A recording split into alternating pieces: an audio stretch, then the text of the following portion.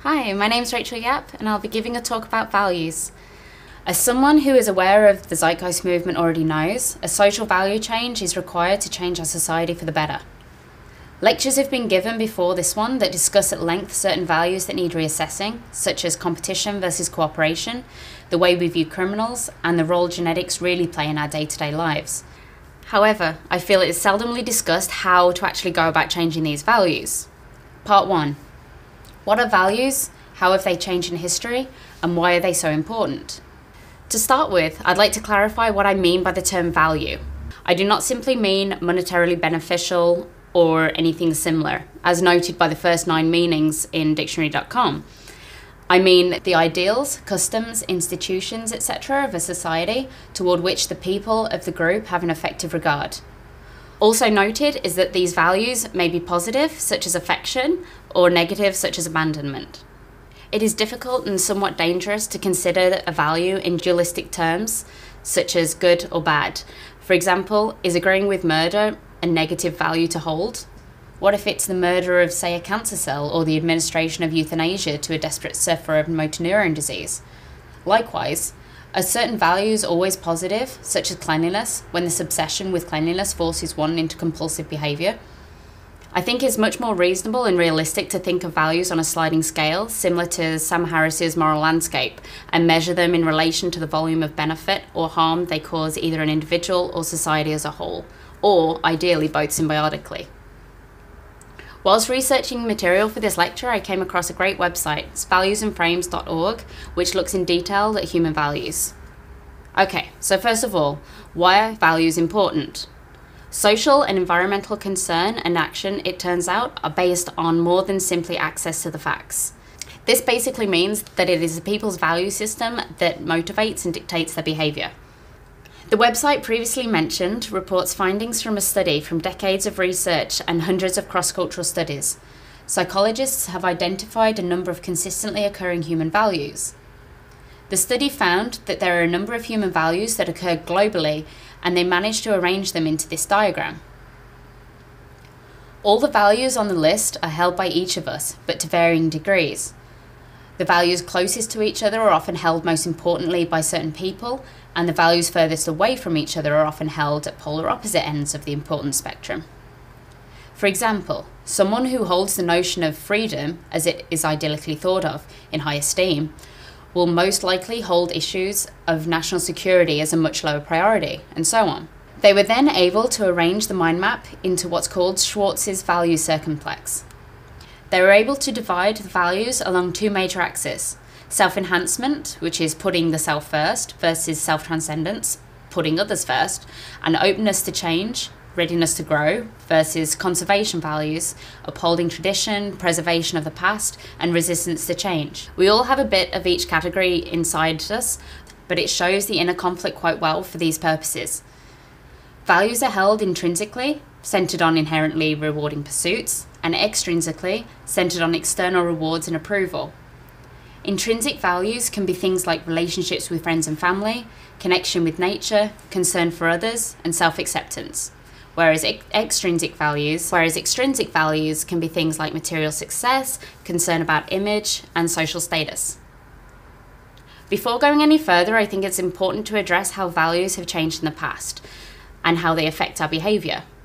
To quote Matt Dillahunty, host of TV show Atheist Experience, our values don't exist inside a vacuum.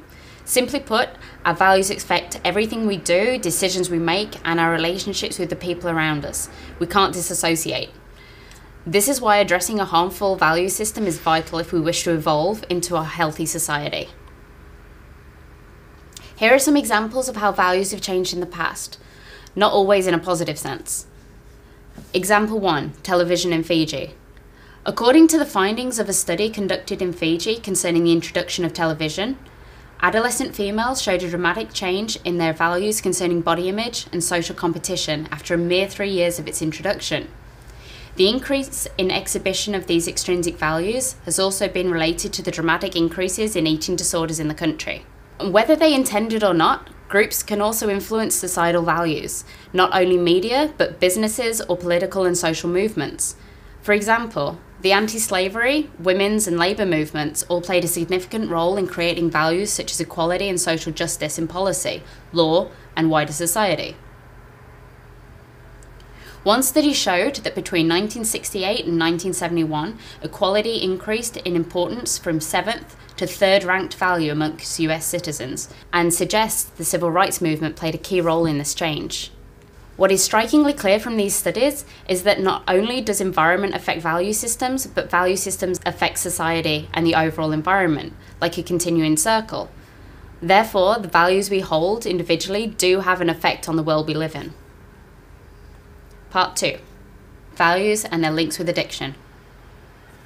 During my time researching this topic, I was reading Dr. Gabor Mate's In the Realm of Hungry Ghosts, which discusses his interactions with addictions to both substances and behaviours.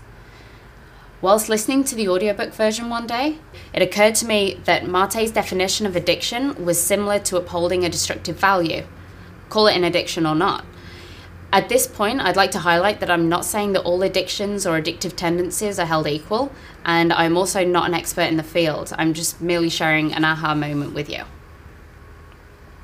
That said, I find Mate's definition of addiction very useful for the purposes of this lecture. To quote, "Addictions are endeavours at controlling our life experiences with the help of external remedies. No external remedy improves our condition without at the same time making it worse, or a harmful action imposed on the self, seemingly out of one's control. This appears to be a substance dependence definition. However, external remedies can be considered to mean anything used as a distraction from the root issue. I would like to point out that I'm focusing on what would be considered behavioural addiction for the purposes of this talk. Things like consuming products you logically know are causing you harm, yet you do nothing. Slapping on makeup and hair products you know will fade in a matter of hours whilst poisoning your body and psychological well-being. The list of possible examples is literally endless. Essentially, does it cause harm to you or society? If so, scrap it and move on. But how? A great 4-step plan is highlighted in the Realm of Hungry Ghosts, and it struck me as useful when trying to figure out how to change our more toxic values. You need to first be aware of the toxic value and decide you want to change it. Whilst not masking itself as a quick fix guide, it requires much dedication, and I'm sure it can come in handy. Step 1, relabel. Marketing companies have had the thrill of a ride merging our concepts of needs versus wants over the years. Working for a busy coffee chain, I often experience moments of internal head shaking when someone tells me they need a latte or some other product offered. Call it semantics if you like, but I'm certain it runs deeper than that. Do we really deep down not know how to distinguish between these two things?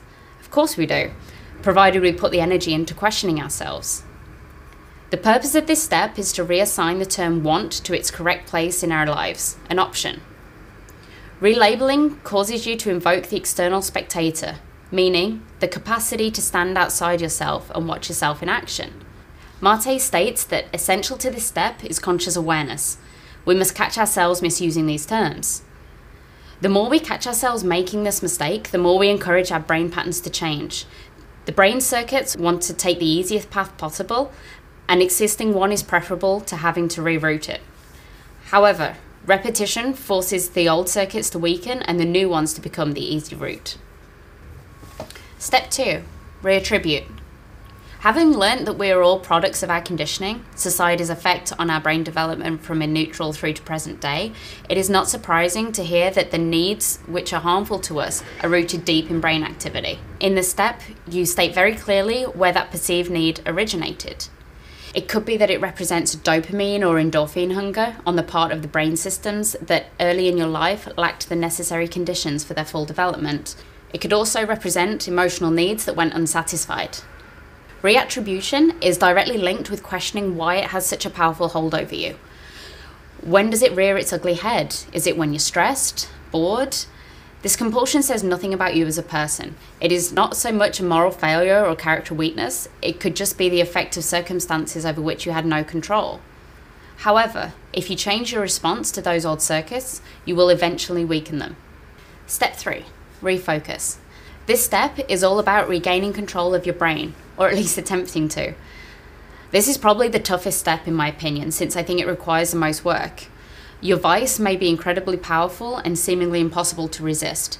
It is not permanent. It can be changed. It is not how you feel that counts, it is what you do. This basically means finding something else to do when compulsion strikes. If you just have to go and buy that cell phone that makes pancakes, go for a walk or arrange to meet friends. Whatever, it really doesn't matter as long as it's something that you enjoy. The whole point of this is to show your brain who's in charge and that you don't have to submit to the pull. You can choose something else. The first time you do this, aim to distract yourself for a reasonable amount of time. Then when you complete it, record it as a success. Next time, try distracting yourself a little longer. Old habits die hard after all. Remain aware of slipping and why it happens. Step 4, revalue. As Mate points out, this step would be better called devalue, since the point is to put the impact of your value into context. This does not simply mean how the value has affected you, but the people close to you and even society as a whole. It is because of this negative impact that you have decided to change. Devalue the activity and assign it its true value, nothing. How has it benefited you? Are those reasons rational? Maybe think about a recent time you've experienced a sensation that causes you to uphold a knowingly problematic value. How does it make you feel? Are you really happy? It's a good way of gathering information which may help you to learn what's driving the value you hold so dear. Part 3. Personal struggle with an addictive behavioural value. Body image. One of the main ways I've been affected in my life and the barriers I continually put up to my ability to embrace it and free myself is my concern with body image. As a girl, it is expected that you have issues around this topic ranging from body weight to boob or ass size, either too big or too small depending on cultural expectation. The media in our society does a good job of telling us how we should look, if we're aware of it, or if it exists on a more subliminal level, regardless of impact on health, both physical and mental well-being. We only need to look around a short time to find someone so distorted by this Western culture to locate the victim of an eating disorder or someone who has undergone a type of cosmetic surgery simply to feel better or more validated as a human being, rather than for medical necessity. For me, despite being a healthy weight that generally fluctuates only moderately, I cannot wear a bikini, something not easily avoidable living so close to the beach. In the past few years, I've been trying to focus my energy in general on getting better mentally. This includes questioning my values and considering the impact of those values on my psychological health and those closest to me. So, fortunately for me, I'm in a healthy relationship with somebody who provides me with a safe and non-judgmental environment with which I can completely open up. The first body insecurity I decided to challenge was my usage of makeup. I've always wanted to genuinely feel beautiful naturally, and I have never been one to apply foundation with a trowel. However, I also felt a few cosmetics helped and were necessary. My partner would often tell me that he preferred me without it, but of course he's biased. Then I watched a video from the people who made the story of stuff. It's about the cosmetic industry. Okay, I thought, I'm putting toxic chemicals on my face, especially worrying to be using on the sensitive eye areas, and I'm ironically harming myself and my self-esteem at the same time. Why am I doing this? However, slowly I have succeeded in reducing the amount that I wear. These days I'll only occasionally wear mascara if I'm feeling nervous, or like others will be judging me, for example. But back to the physical body element, no bikinis for me. One day, 2 summers ago, my partner challenged me to accompany him to Wreck Beach, a local nudist beach for those of you who aren't aware. I assume his intention was to show me the variety of body shapes and the confidence that beholds such a place. And man, was he right. My first visit, I think I took my sweater off. It's the height of the summer, I might point out, and that's about it. I was the judgmental person that caused my body image value paralysis. Whoa, his penis is tiny. Oh, what saggy boobs, etc. It took me a while of being there to get past my judgments before I was filled with respect for these people and their comfort towards being nude. I wanted to join, but my value paralysis crippled my ability to act. So, after my initiation, we left. We returned a few weeks later with some much needed good old Dutch courage. I was going to participate. We managed to find a sufficiently secluded area and I sat there, got drunk, and donned the old bikini. Success! No one could see me, but it was a great first step. Being the man my other half is, though, time to push the boundaries a little further. Everything off. I think I was shaking with nervousness and adrenaline all at the same time. I did it. It felt so great to face this value distortion. Companies like clothing, cosmetics, in fact any visual aid stores, require on people feeling crappy and unhappy with themselves. If people had the confidence they rightly deserve, these industries would become obsolete. So, to bring back to the 4-step plan, relabel. Is my fear rational? Looking at other people with seemingly worse bodies being free and comfortable, am I that bad? It isn't a rational belief. It doesn't appear to conform with reality. Boom. Reattribute. I don't know the root cause of this issue. It's likely an accumulation of many influences. My brain has found an easy route, the one it's been using for so long. Oh, brain of mine, why do you haunt me so? I'm not a failure, merely a victim of my brain. Refocus. Graduated exposure. Go to the nudist beach, judge like a motherfucker. Apologies if you were at the beach that day, I was judging the crap out of you, highlighting all the flaws that I've been conditioned to think you have. I was the bitch that causes me to feel judged. Got drunk, bikini, nude, repeat, hopefully. Revalue. How does this affect my life? Seldomly wear a bikini. Only where I'm certain no one will know who I am. Baggy clothing so as not to show any hint of bulge. It not only affects me but my partner, and also I'm unintentionally adding to other members of society's problems by enforcing this distortion. Part 4. Link between value changes and a healthy society. As I have previously alluded to, change only appears to occur under certain circumstances, or at least the transition is easier. Okay, so let's think about the values that we hold that are corruptive to ourselves, the people around us, or just generally internally inconsistent, or are inconsistent with what we know in the scientific sense. This society we live in is hellbent on separating us in so many ways. Unnecessarily induced sense of competition, to a separation from the earth we all belong to.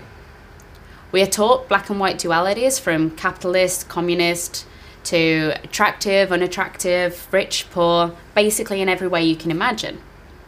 Let's ask ourselves, how would values look in a healthy society that focuses its attention on the collective well-being and sustainability of our home? A resource-based economy stipulates the use of the scientific method for social concern. We have amazing capabilities in the fields of science and technology, hindered currently by the monetary market system. But is that all it takes for us to advance to a better system? Aren't our values also a major factor in transition? As is so frequently illustrated, a person from this society would function as successfully in an RBE as would an Amazonian being dropped in the middle of Times Square. Our value systems need to reflect reality as far as possible. Values not supported by society struggle to flourish. We all have work to do. Are you ready?